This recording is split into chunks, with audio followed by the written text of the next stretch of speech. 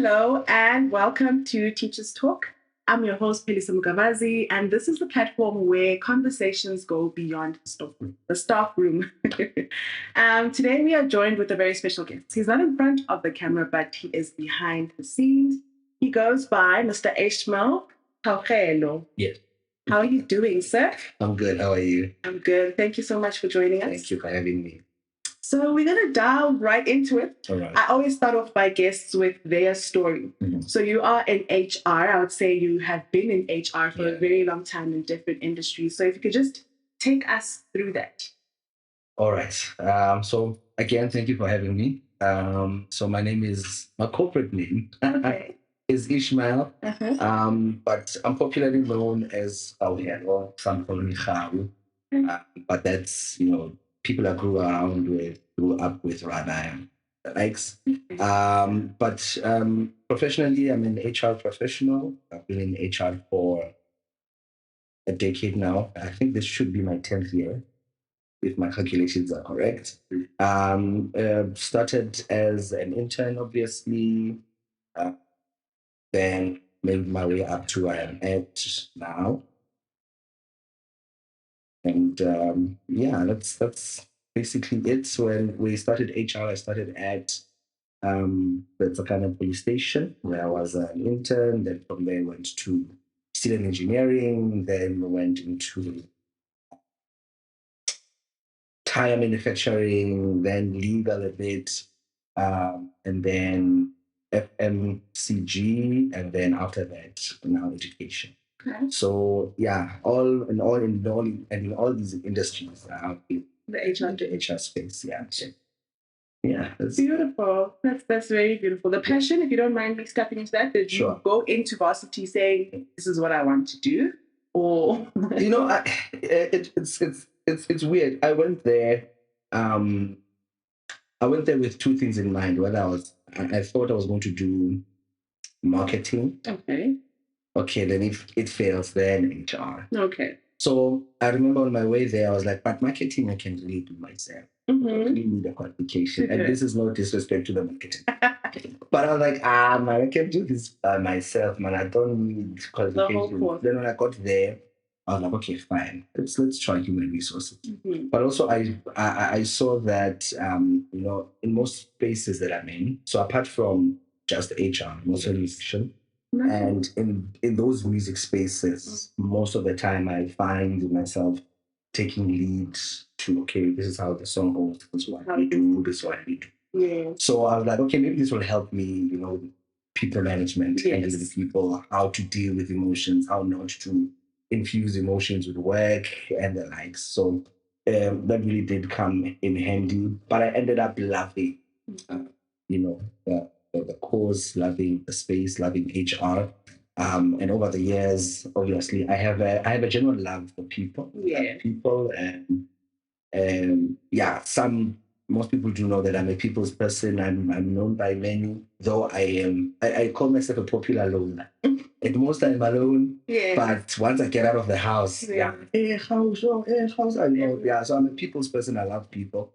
I love the concept of people, when people are together with diversity, different colors, different thoughts, different backgrounds. So yeah, the passion stems from the general love of people and loving to make a difference and impact their lives. So obviously that. Yes. So yeah. Oh, that's beautiful.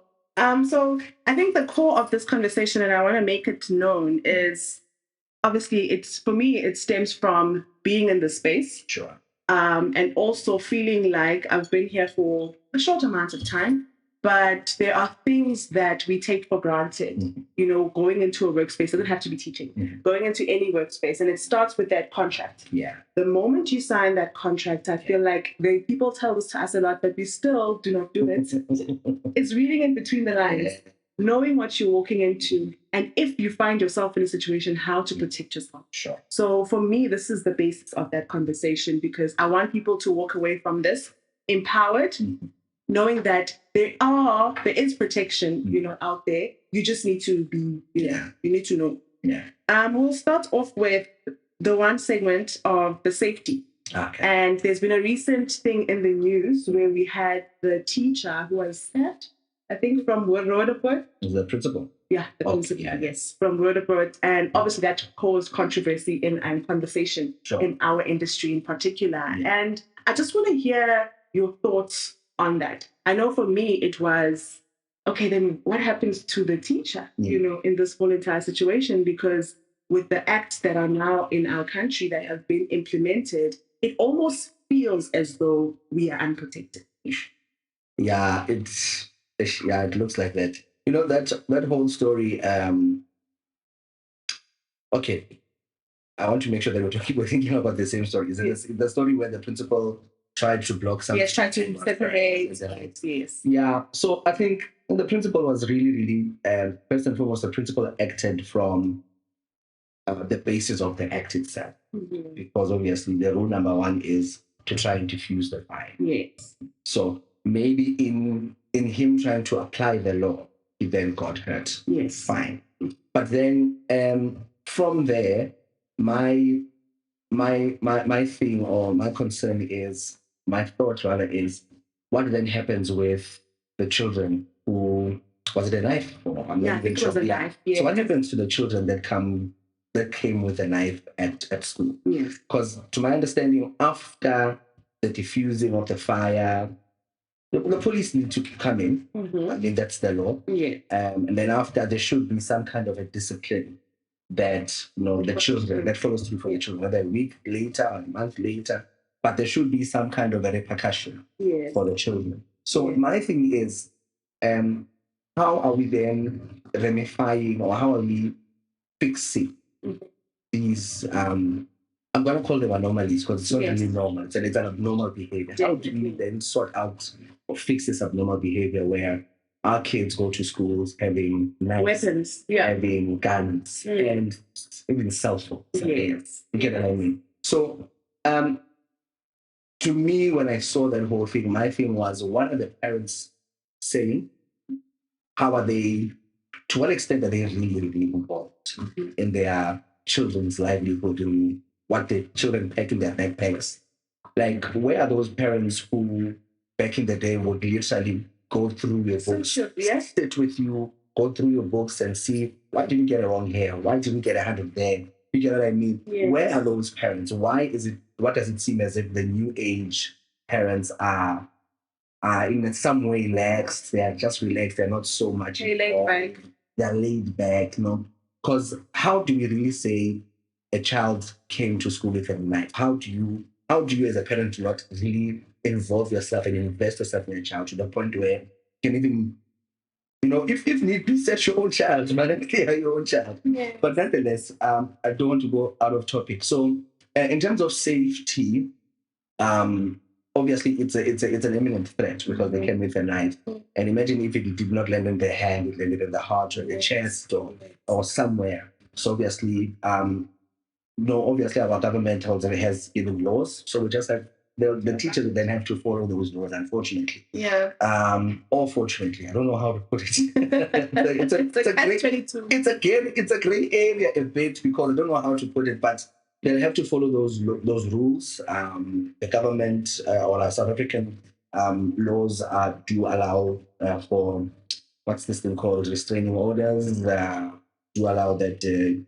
What's this thing? Protection orders, rather. They do allow. They can press charges. All of those. So maybe the teachers. That's the one way teachers can be protected. Okay.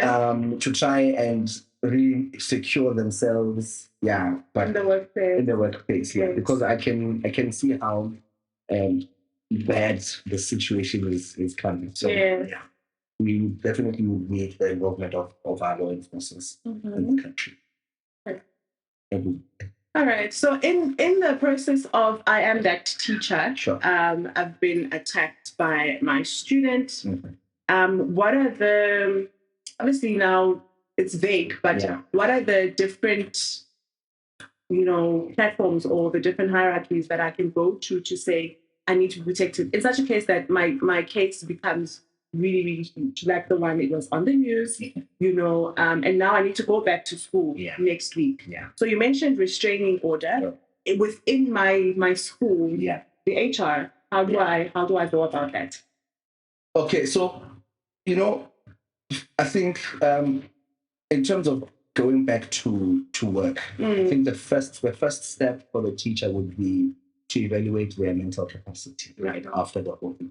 Because obviously, such occurrences are traumatic. Yeah. So teacher would have trauma, sleepless nights, maybe the beginning of an ending cycle of depression or anxiety, panic attacks. When they see a knife, it triggers then something. Also, I'm thinking maybe the point of departure would firstly be to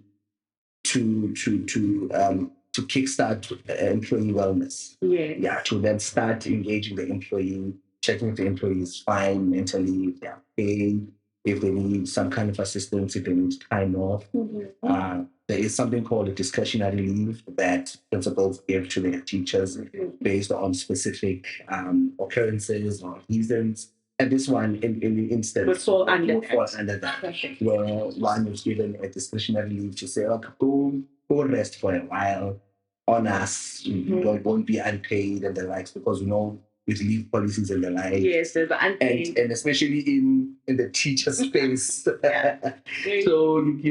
So I think that would be from an HR perspective, that would be my point of departure, to say, let's zoom into the teacher, the well-being of the teacher, and at least show the teacher that, fine, the bad thing happened to you, but we're still there. We are still for you, because you form part of the fiber of the school, part of the fiber of our employment.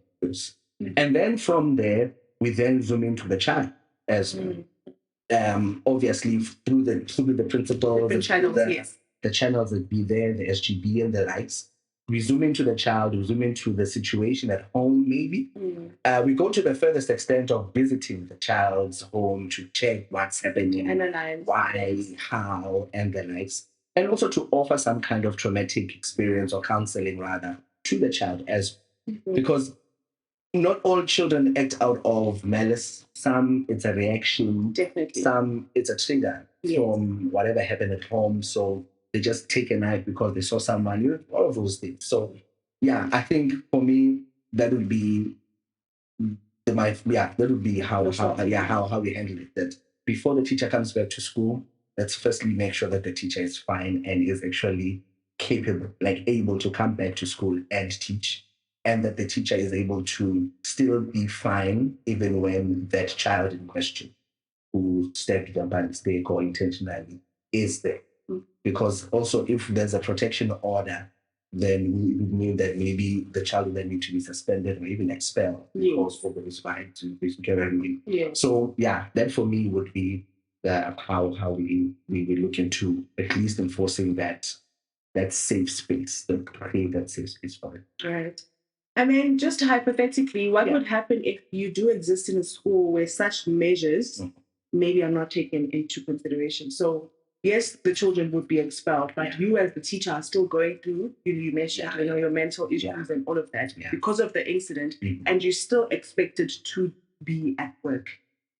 How do you deal with that? Where is your first point of, Well, hypothetically speaking, I'd say quit, but no.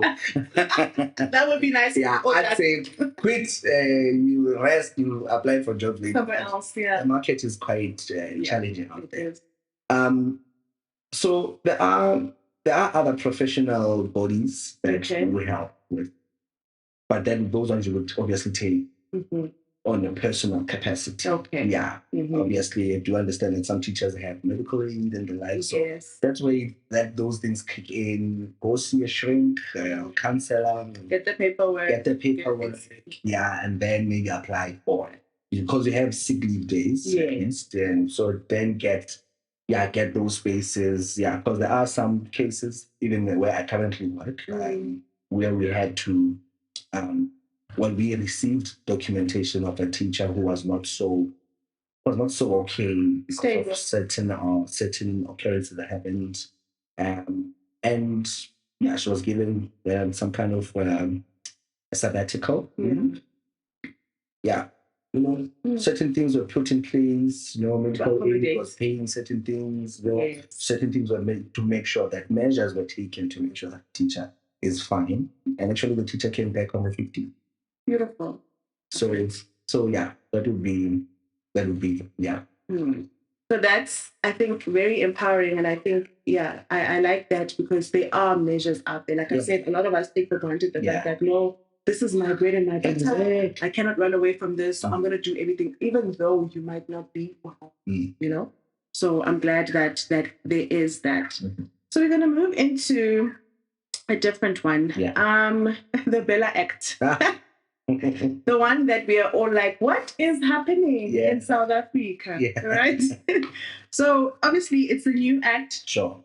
For me, in layman terms, it's just introducing disciplinary measures that are, I think, for the wanting to better the school environment, 100%. Making sure that our children, again, they are the core of the business, are protected. Right? But obviously there's been a lot of controversy that has been around it. And what are your feelings? Being in the HR space, what are your feelings around that act in particular? The Bela Act is quite interesting. I always like, who did they sit down with when they made this? Yeah, it is quite interesting because, I think the South African Schools Act, the very first act addressing education, schools, how schools should be run, from the language spoken to the clothes worn, uniform, times for school, conduct, everything. So I think whoever came up with, or the board that came up with the Bela bill, maybe had to sit down to review how the South African Schools Act has been from its inception till 2023. Because the act is Bela bill is last year's. And then we also have to be quite real and say things have changed in the education system. Things have changed in how things have been done. The conduct of our children, the conduct of teachers. We've seen how, in some instances, corporal punishment was deemed as the it thing, but to a certain extent, it bordered on abuse. We've seen how, the threats would also would also wound the minds of the children, that instill some fear.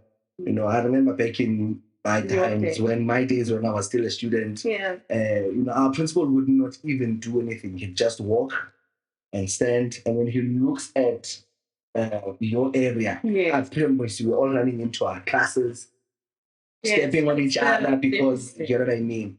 And I respect that man till today, but his way of dealing with discipline was harsh. Like that Papa action. Remember his of how the teacher, that principal, that was more or less how we experienced. So I'm thinking that Bela bill, I'm trying to look at it in two ways. So the good part of it would be, it really came into to try and diffuse the harshness. Children still need to be disciplined, regardless of whether we are here or we are saying taking away something, naughty corner. They still need to understand that actions have consequences, the repercussions will follow. That's it. But how it was done now within the SASA, Act, then that's where the challenge was, that to a certain extent it was a bit too harsh. So it came to address those, to diffuse the harshness, to diffuse maybe those issues, the abuse and the likes. But then also, in as much as the core business is children, we need to understand the service providers, which is teachers in this instance. So it would then seem as if it is now elevating the other more than the other. So maybe whoever came up with that would then need to sit down and now see the effect of it. because I was going on TikTok, as I was preparing when going through years. I was going through TikTok, and there's this guy whom I now follow on TikTok. He goes on. He shows the effects of the Bela bill, the day to day, or how it affects the day to day running of business. And there was a time where he took a video and he shoved it at the learners, and then after I was like, hey.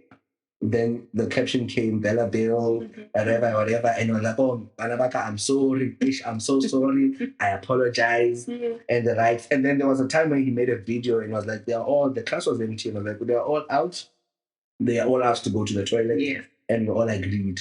So now my thing is, it somewhat gives children that thing of being disruptive within the classroom space. Because here's where the thing is with children. I have a 5-year-old baby girl, love her to bits. She is sometimes a thorn in my flesh. Yes. Because what Rorisang does is she tries you. They'll push back. But then she tries you. And my wish is that's 5. She tries you. You say no, and then she wants to conversate with you or have a discussion with you to find ways on how to maneuver so that she finds or she gets what she wants. Yes. Up until you're like, then then you see that face, she needs to you change your tone, and then now she understands that, okay, fine, this is a complete no, and then she can go and solve, then come back, and then she apologizes, or I apologize, but we sort it out. Yes. So it's a phenomenon with all kids. It's a phenomenon with all kids that even at a school level, kids will want to push boundaries. They want to push and see how far can you go with them. They want to see how far can the teacher go if I then say no to the instruction. If I say no, I didn't do the homework, so what? You get what I mean? So it's I think the Bela bill or whoever, the board rather that came that created the Bela bill or that wrote the Bela bill should at least now I have a sit back and look at how reflection. And reflect on how it impacts the day-to-day running of school, where some teachers teach whoever is listening. There's one video that one really infuriated me a bit, where this lady was teaching, and it seemed like in that class maybe 3 or 4 were listening, the rest were chattering. It was fun times. This one is talking to that one. They're doing their own thing. And it's also the exposure of the bill to the kids. I agree with that one. Yeah, because now they know the law. And I'm not saying they should not know the rights. I mean, when we were growing up, we were taught children's child's responsibilities. But where is the responsibility now? Where is that line? That that you can ask for the toilet, to go to the toilet, and the teacher can say no, even though it is during a critical lesson. That's going to be helpful to you. Fine. You go out and you've lost that. You come back, but how do we sort that out? How do we mitigate? You come back and you now cause an issue. Now you are loud. Time is lost. Teaching time is lost. You are writing the exam. Exactly. And then what kind of community are we then reading from this? So that would be the other side to the Bela bill. It's not as bad, but it's also not as good. That's why concept.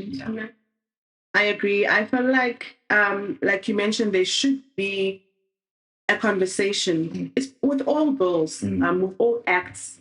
There should be a conversation, and the conversation that always amongst colleagues, we asked ourselves, did they have the people who are actually on the ground in that conversation?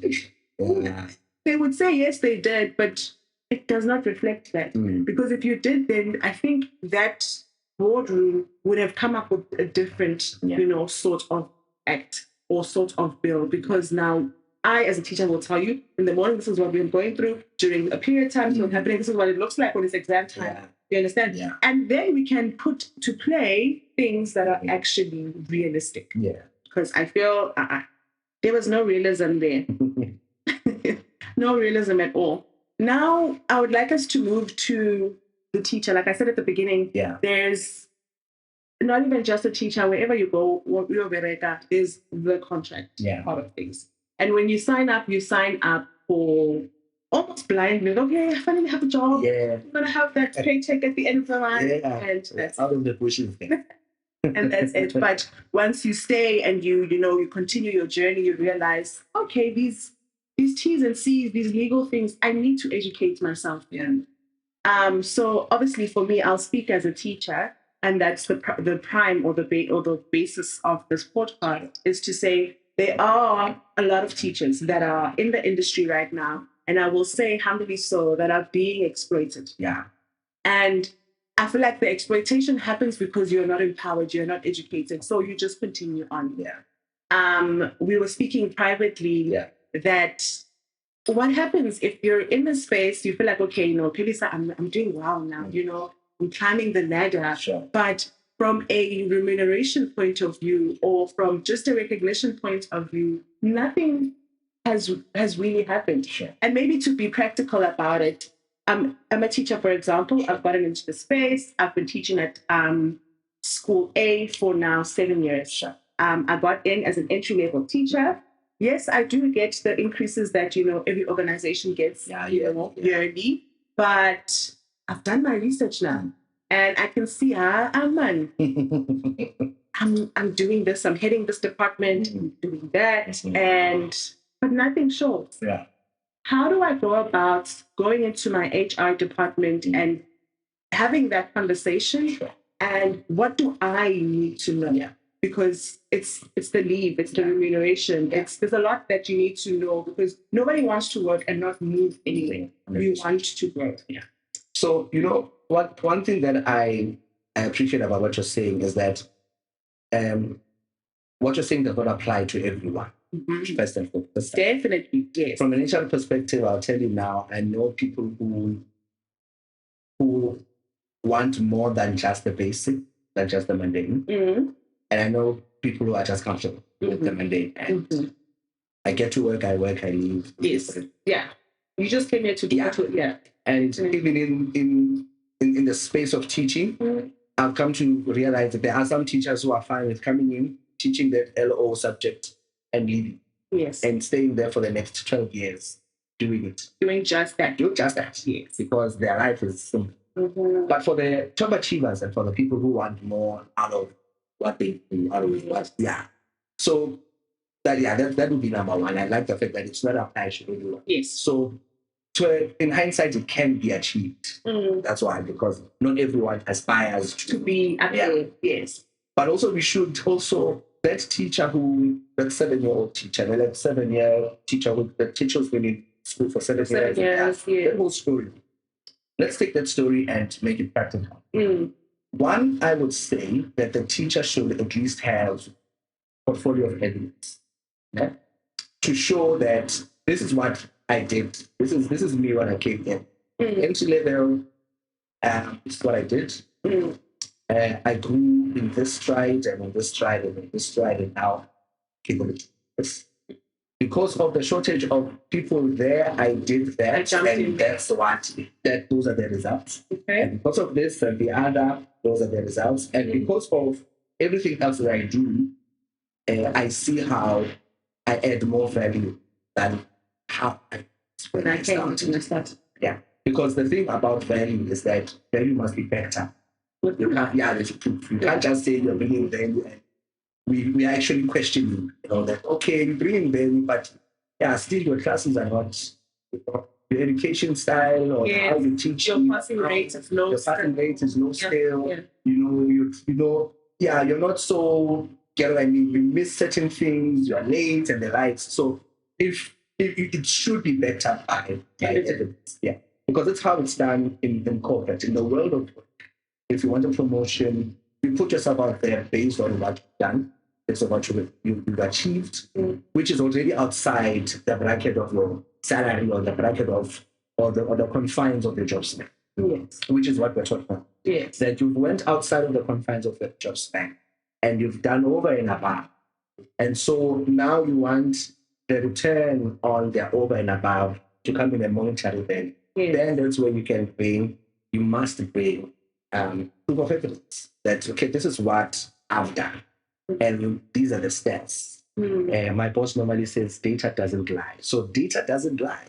You bring your data, and obviously sit with your line manager, we sit together, then we then can have that discussion. But also, for people who are top achievers, they also should learn what are their strong points.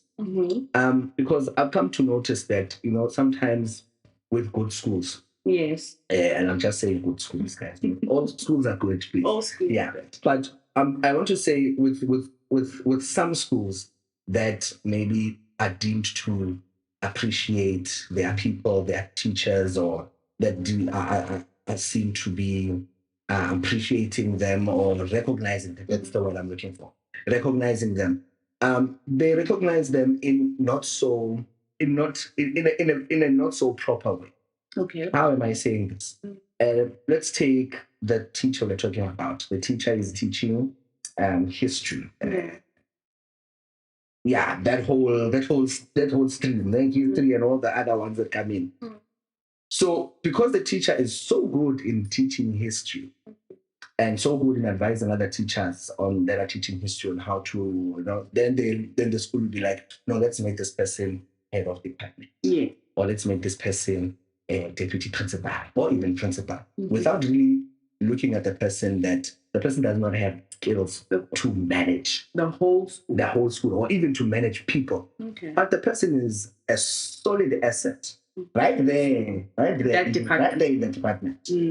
So that's why I'm saying portfolio of evidence makes it easy for us to distinguish and to see that, okay, we're not talking about a person who wants a promotion here. We're talking about a person who wants recognition, because above teaching, above everything else that they are already excelling on, but they're actually excelling in this and the other. So then we can then at least then look at bringing that whole thing to a monetary setup, and then beef up where we need to beef up. Yes.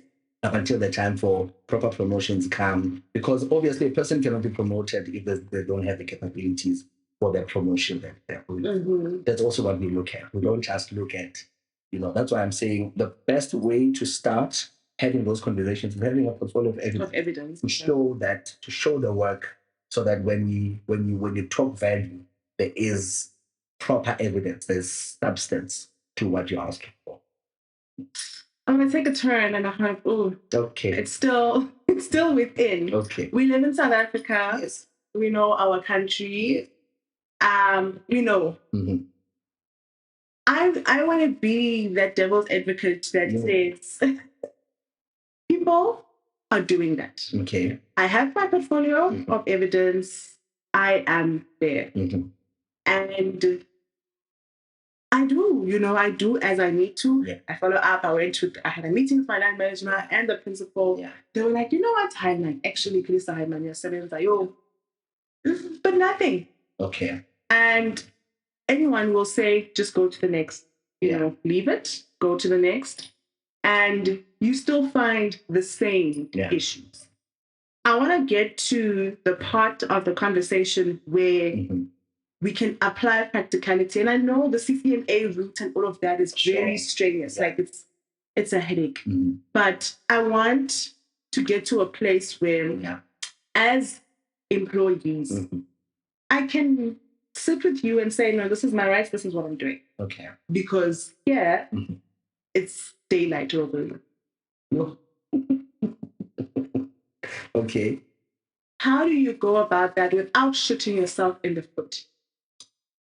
That's tricky. Nah. Yeah, that's a tricky position.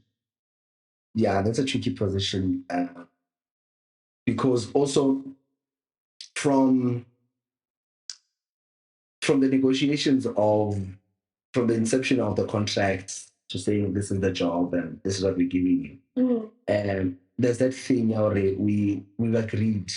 You signed on the dotted line. You initialed everything. Yes. And you sent all your documents and you were fine. We sent you a mock-up case. And you were here. I said, let's go. And you said, let's go. Yeah. Right? And on top of that, we gave you your job description and we gave you your perimeters. And then out of your own volition, you then wanted to what? to overachieve, right? So you're overachieving. Now we're having this conversation as if, you get what I mean? I'm trying to open your eyes to how businesses think. This is the reality of this is how conversations go sometimes, to be quite honest. This is how conversations go because who asked you? Yeah, you get what I mean?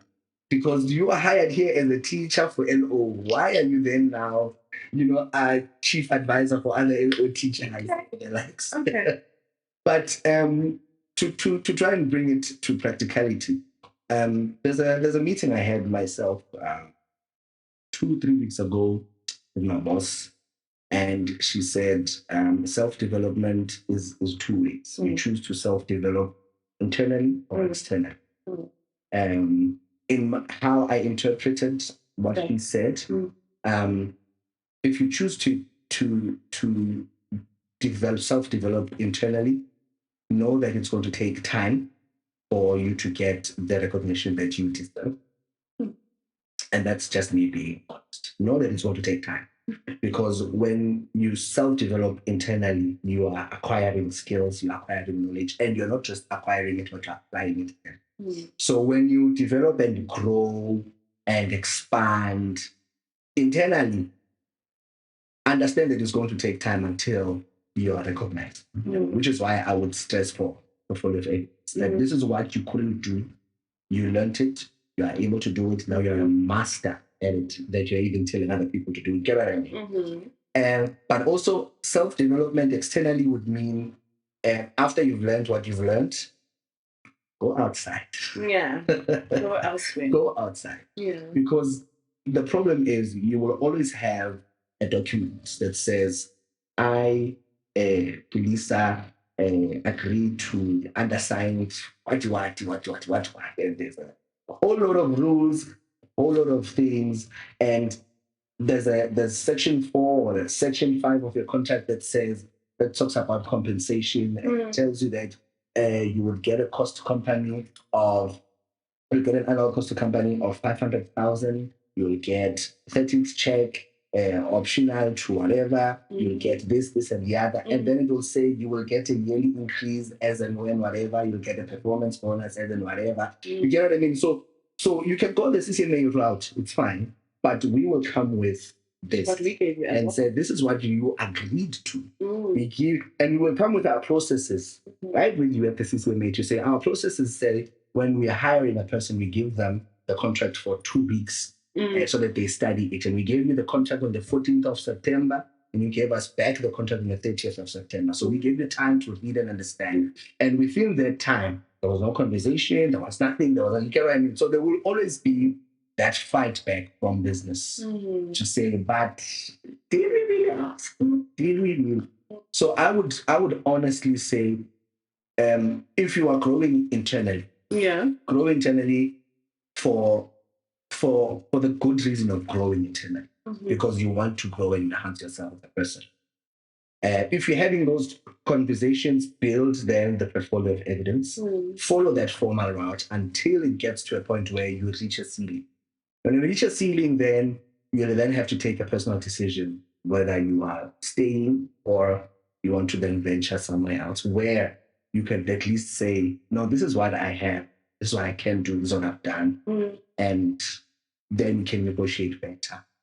So that would be the practicality of it, because I'm not yet aware of a law or an act maybe that covers that space, but it would be just based on honestly looking at the circumstance and understanding that this is where we are and this is what I need to do for me. Okay. There is an employment act that's coming, but I don't know. It's always something that I need to read up and research. I wanted to speak about, I hear you. I definitely hear you. And I agree. I can understand it from a business point of view. There are things that happen in any industry where your managing director passes away. Yeah. And there's always those people who are next in line because of their work ethic. And that person then becomes naturally so managing director. but there is no contract to say that person is now managing director. Okay. What can you do as an employee? Because again, Mutu Ogu was next in line. Usanali, the original contract that he has, but he's now already performing the duties of the managing director. Yeah. How do I go about that? Okay. So in a sense where the MD passes, and then there's someone acting as an MD, but is not contractually obligated to. And you do it naturally because company Jawa, if everybody's just going to do this. Yeah. And then, okay. So the question is, and then after that, do they hire someone else? No. Or you're there? You're occupying the space. You're occupying the space. You have the responsibilities. You are there. Yeah. However, there is also a lag in communication with the higher ups. Yeah. To say, I need the papers, I need the papers, I need to understand. But you are continuing to do the work. So my question would be, now that you are doing the job, my question is going to be harsh. Who asked you? Let's again. No, and I'm not asking it in a malicious way. No, but I want to understand that who then said, or who then had an inclination that you can do it. No one had that inclination. Okay. But we all are part of organizations. Okay. Right? It's the same as a household. Yeah. God forbid Papa wash. Mom is going to, without any inclination, step into that. So it's an assumed position. So you assume the position even though there's no contract, even though there's no formal communication. Yes, there's no formal written communication, but there is verbal communication. Okay, fine. Okay, no, you are next in line. You know what? For these 2-3 weeks, let's just because we can't close the company. Okay. Yeah. No, but in that instance, then obviously it's just a matter of following the process. Someone has deceased. Unfortunately, it is what it is. You're currently carrying the fort, but because the talks of you being next in line were there, then I think it's just a matter of following up with the higher ups as to making it official. But also, in corporate, one thing that I've noticed is that we also like to test the waters. As much as you're next in line, let's see how you handle when things are left hanging. Because the death of a person means it's over. Unexpected, unplanned, and in 2 weeks' time, this person was going to travel to Dubai to clinch a deal there. This person was going to do this, this person was going to do that. So the next in line, fit in the shoes, and let's see you do the work before we give you the reward. Okay. Unfortunately, that would be that's how it would work. That's how it would work. That's how we would see that. Okay, fine. The next in line should do whatever you need to do because maybe you were job shadowing and you understand certain deals, you understand certain meeting plans. So do the work.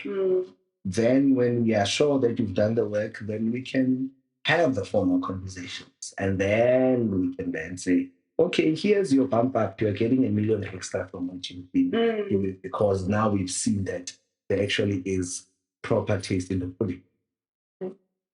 This conversation is so tricky. It's tricky.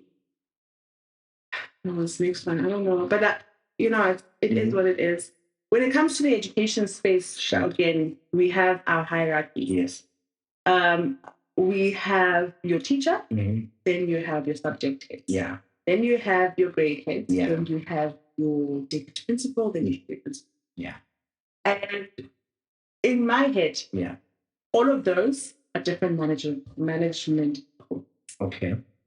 However, like again, we all work in different organizations. You work at a public school, you work at a private school, and etc. Yeah. Then there's the constitution of it all. Sure. With those posts that I have mentioned, is it up to one to say, okay, I need to do research on my company or my school to say, hey, if I elevate from teacher to subject head to grade head, that now I've been, let's say, grade head for now 7 years. Okay. But again, like I'm saying to you, there has been no form of written information. Yeah. email, there is no email or whatever the case may be. But even when parents are, asked to go and follow up, no, go to the grade head, Mrs. Mangman or Mr. Mangman. That is your you post. You give the relevant information. Yeah. But there is no written. Yeah. Is that again on me to say I must go back and do my organizational homework? Because what if my organization really does not recognize the grade heads? It will go back to you because it will go back to you in a sense that I'll make a very practical example. Mm. So I work at a private, how do I put it? Our organization owns private institutions in the private education space. Mm-hmm. And part of my work is to administer certain paperwork that comes from schools to us. Yeah. Because whatever we action in some way or another affects the employee's salary and fine.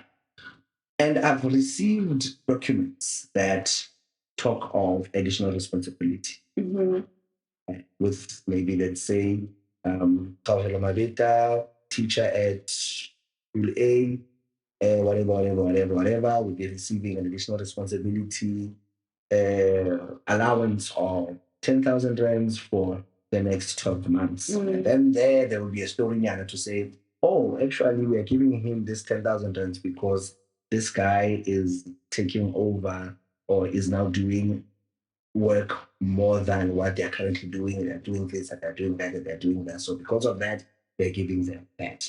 So recognition gets to that point where after a year, the principal would say, no, man, we decided that 2026, we're actually giving him the full post. And that 10,000, that was an additional responsibility allowance will be put in the new cost company and a few thousand as well because the person has been acting properly. That's when recognition is done at its highest level. Because obviously it results in monetary value, it results in job change and the likes. So it's up to you now, teacher who is doing everything and has been a great aid for quite some time, but wants to go beyond. It's up to you to understand the hierarchy, as you said. It's up to you to understand the culture, as you said. But it's also up to you to apply yourself, talk to the guys up there. Go, and this will always go back to, I guess, what I started with saying, build that evidence, that portfolio of evidence. Build it and show that if it's a matter of having a good rapport with the parents of the team of the children, show it that I had countless meetings with parents and this is what I've done. I've been called into SGB meetings and I've brought clarity on this. So I've done this and I've done that. Build that so that it's easy to say, so that it's easy for recognition to come. Because I think most people want to really complain and say, yeah, we're not recognized. Yeah, we are doing so much work. But if we can sit down and actually look at the work, is the work quality in the, at the level of the output that you agreed to, besides that you're doing above and beyond. Because also remember, there's a difference between doing above and beyond and focusing on the above and beyond and being excellent in the above and beyond, but failing at the core, failing at the what you are supposed to do. Because there can't be a how can I make it practical? A teacher, you can't be a teacher where your core, 80% of your job is teaching, but you're on the field. Well, now you're on the field. You want to say, but on sports day, I am number one. On sports day, I am a mascot. SGP, I speak to the teachers and the parents. We didn't hire you for that. Yeah, thank you. It's good. But your marks, get what I mean? Your marks. Yeah. Let's talk about your marks. Let's talk about your pass rate. Let's talk about, your conduct. Let's talk about those important things, the main thing. There's a saying, forgot who said it, but there's a saying that says, keep the main thing the main thing. So the main thing should always be the main thing. Excel at the main thing. Add these other ones, but build the proof of evidence on the main thing. The main thing is teaching. So you have been teaching up and for 5 years, and in that 5 years, on year number 3, you were promoted from just being a normal teacher to being a subject head because you're good at that subject and the likes. But you did not only just stop being excellent there. You continued being excellent in teaching. Then you started being excellent in being a subject head to the point that that's when you got more information for yourself to understand management of people, to understand management of things. Now you want to be not just subject head or grade head, but now you want to head a department. Now you want mathematics and science to be you. You want all the teachers to report to you. You want to be able to reach them and help them whilst still being excellent in the main. Yes. So my thing is, as much as we can try and look out at and look at laws and look at rules and look at acts, the teacher would then still need that individual teacher who wants more would then need to go all the way. No, I completely hear you. I completely hear you. There's something that I wanted to bring. Something that I wanted to speak about now, and yes. Yeah. Sorry, it's now qualifications. Sure. And I don't know how this works, humbly so, but obviously, howly a teacher, you need to, we spoke about, or in private, we spoke about your SACE and whatnot. Those are the basic things. You cannot walk into an organization without a degree in education of some sort, and your SACE verification, obviously. Okay. What now is the conversation when you elevate yourself again, because we are all people, we are all on a journey. I am getting my master's, I'm getting my doctorate, I'm getting my honors within the education space. Is it an automatic? Obviously, this is remuneration speaking. Is it an automatic increase, or is it also something that you, as a president, need to say, okay, no, I guess I don't need a degree anymore. I have 2 belts. And you go to your line manager and then are those things also a platform to have an increase in remuneration? Okay. They are in terms of output. Okay. Yeah, they are in terms of output. A person who has a diploma, a person who has a degree, a bachelor's degree in education, and a person who has a master's think differently in terms of output. I'm not talking general. In terms of work output, they think differently in terms of how they apply the lesson, how they deliver the lesson, in terms of knowledge acquired. They think differently, and you will also see this in settings where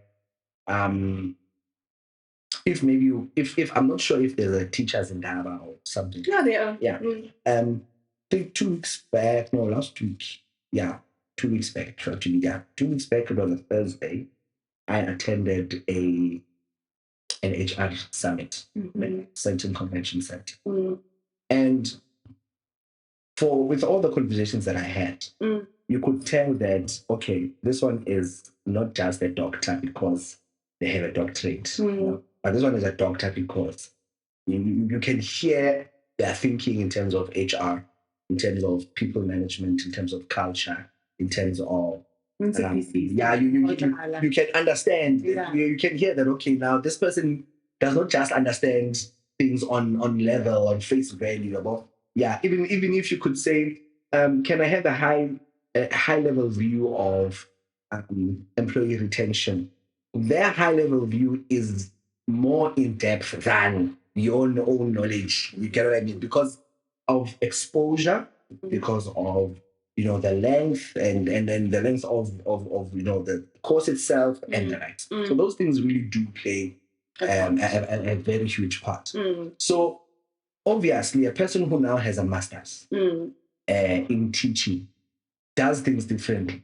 And that's and I think that's the aim of education. That's the aim of increasing your belts and making sure that you're growing in education. The aim is to make sure that the output is better than what it used to. Definitely. So for me, and this is just also from a business perspective, that fine, you got a master's degree.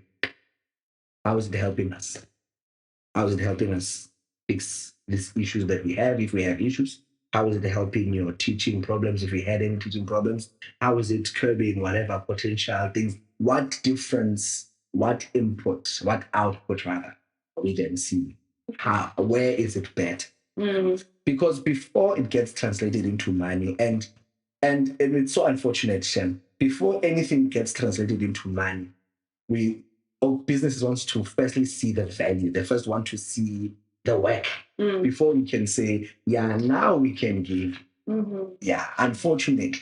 So if now you have a master's and your qualifications are there, and every time and your sales is on point, and the child protection acts and whatever is on point, and your MIEs always come back on point when we do those random ones within the year. But you are an upstanding citizen, you're proper, everything goes well, then we should see output. The thing will always be output. Because as much as you think that you're good, hence I said when we started, data doesn't lie. Data doesn't lie. So as much as you think that you're good, but the data must also say, yes, you actually are good. Because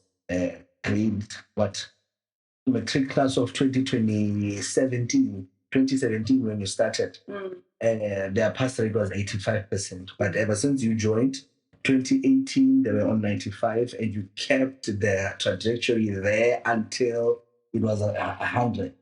And it wasn't when you got a master's, because when you got a master's, it was on 100, and you kept it there. Why? Because now at master's level, your mind, even your thinking capability is so enlarged that you apply certain things. Your thinking is definitely not the same. So based on output, then let's talk, man. Yeah. Unfortunately, world of work does not work like here at home. At home, you can clean the whole house and I'll give you 100 rand. Clean the whole house and you do the gardening, I'll give you 150. You get what I mean? But still, there should be output. So if the output is up there, then you have a solid case. You have a solid case. And you wouldn't be denied. Yeah. So would you say it's just a South African culture, South African society, obviously governments at B and all of that, where we find ourselves in situations, unfortunately, where people graduate to become a doctor and they do not get into the working space ever, and people who maybe just had the, right connections and all of that, it's just a South African culture. Yeah. No, unfortunately, I wouldn't say South African culture. It's a global thing. Okay. Because that talks to having connections, whatever. Yeah. That talks to the birth of corruption. According to me, according to me, that talks to the birth of corruption. Because why? Because fine, I have a connection at BMW, and I want to work at BMW, and I speak to the connection, and he makes things happen for me. And my thing is, what happens when I get there? I will still go back to value. Yeah. You get back there, you get to BMW, or getting connections. Mara house man. You're not working, we're not seeing the work. We have to see the work. We have to see that, okay, fine. This person who came in here and strings were pulled so that they must be here must definitely have something that all these other candidates don't have. So let's see it in action. Yeah. You got what I mean? So it's almost everywhere, unfortunately. Tabayadi connections, tabayadi who do you know, and the rights, recognition not being given to the right person. Yeah. It's everywhere. Yeah. It's a global phenomenon. Yeah. You just need to maneuver. Yeah, I just need to maneuver for yourself. Understand the route you need to take, understand the people you need to talk to, but you just need to know how to apply yourself. And also, if you've reached ceiling, know when to leave. I like that one. That's the main thing. Yeah. If your time is done. Yeah, if you reach the ceiling and there's nothing else. Yeah. And you are trying, all ends are closed, and year after year, you've reached the ceiling. Know when to leave. Okay. Yeah, because it's quite true. There are greener pastures. There might be a few, but they are. They are. Yeah. Okay, I like that. So obviously, just now in closing, to say, you know what, you're a person, like you said, who's in the HR space, has been in the HR space for a long time. We, yes, are speaking directly to teachers because obviously for me, that's a passion, of mine. We've spoken about how to practically go to things, but what is one message from yourself? Say, this is what I want people to know in any workspace when walking in to, again, empower yourself, protect yourself. We all adults in the workspace, and I believe as an adult, you need to walk into every situation knowing the pros and the cons, knowing how to protect yourself, knowing how, like, your life should not end up so bamboozled that because of a lack of understanding, So for me, that's a big thing. So just from your POV. So there's a verse in the Bible that says, my people die because they lack knowledge. And when a person comes into the work space, that person must empower themselves with the knowledge of the workspace so much that they become, or they understand that what makes the business tick, what makes the business to be sustained, to thrive. I think it's enough, according to me, it's enough, and we need to put a stop to employees that come to an organization and don't even know what policies say. They don't even know what leave policy says, where to even find. They don't even know how to read a policy, how to understand the policy. They don't even know how to interpret the policy practically and make it practical in their day-to-day work. For me, those times are really gone. Employees really need to empower themselves with knowledge within the very industry that they are in. I have teacher friends, and upon us agreeing to me coming here, and I asked them about the Bela bill. And I promise you, I can even show you now. Some send me voice notes of like 5 to 7 minutes explaining how the Bela bill affects them.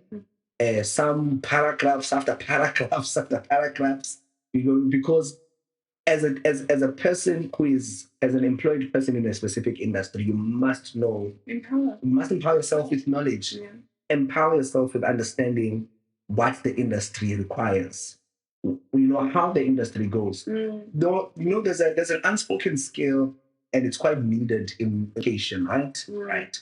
And we're in the private space of education. Yes. But it's not the only education space in the country you're living in. Yes. The country you're living in has private and has public. So empower yourself with understanding the nuances of the public. What happens in the public? What's so different? How does this apply? How does this apply this? How does this apply? How does this help me here? And the likes. Know what goes on in your organization. Know the papers of the organization. Understand the history of the organization so that you can at least get a sense of the presence and maybe try to even predict the future, because now you have information. So for me, my word of advice would be an employee must be empowered with knowledge, with full knowledge. Full knowledge. Understand you. I like what you said when you said we are adults. We are adult employees. We are not like children. You know what I mean? Children still need guidance here and there. Yes, children still need to be reminded that it's 6 o'clock. Why are you not cleaning? Why are the pots? Why are the children still need that? But because we are adults and we understand that work there to us translates to bread here at home. So it means that you must excel. Be excellent. Be a top tier employee, if I could put it that way. Be a top tier employee. Understand the policy, understand what the work, understand the business, understand the core business, and excel in that, have knowledge in that. And it's easy to dabble in other places when you now understand that, okay, so actually this is how that works. This is how that works. Imagine I've been employed where I work. It's been over a year and 2-3 months now. Fine. But I promise you, there are people who have been in the organization that I work in who have been there longer than me. And when I mean longer, I mean longer. 2010 longer. You get what I mean? But still today, they don't understand leave policy. Just leave, guys. You want leave policy is very simple. To understand that, do you have it as a teacher or you don't? What are the provisions around it? Just understanding leave policy that, okay, I have 30 days of sick leave in a 3-year cycle, you know, and that's from basic conditions labor relations. Right? That's like, you know what I mean? Those are basic. Yes. So you don't even understand the basic of the workspace. Then you're gonna fight. And then you want to fight. Yeah, you want to fight. You get what I mean? So my thing, my last words would be empower yourself with knowledge. Yeah. Empower yourself. I love that. I love it so much. So my fellow colleagues who are out there, I think for me personally, what I walk away with is we can all talk. Yeah. We can definitely all talk. Yeah. We can all complain and sit here and be on this couch for hours on end, you know. But if you are not working on yourself, you are not educating yourself, you are not putting into place practically the things that we can speak about out loud, we are not going anywhere. I'm reminded of a quote spoken by the famous MC Alfie. Alfie said, he was being interviewed and he said, be audacious, but back it up with value. Yes. Yeah. Don't just reach for the stars, but you don't have an engine that is capacitated to push you until you reach the stars. Yes. Have the engine, have the dunamis engine, have that, the whatever cylinder, whatever liter. But make sure that if you're reaching for the stars, you have an engine so strong to carry you through the journey until you reach the star. Thank you so much. Like I said, this conversation was to empower all of us, not only teachers, but all of us in the workspace trying to navigate, you know, ourselves. And yeah, I love that it comes back to self. 100%. You know, it's very easy to point fingers, but it must come back to self. And if you are doing due diligence, you saw what you reap at the end of the day. Thank you. That will be all from me. And this is Teachers Talk. Please like, comment, subscribe, join the conversation. And yeah, we'll see you guys soon. Bye.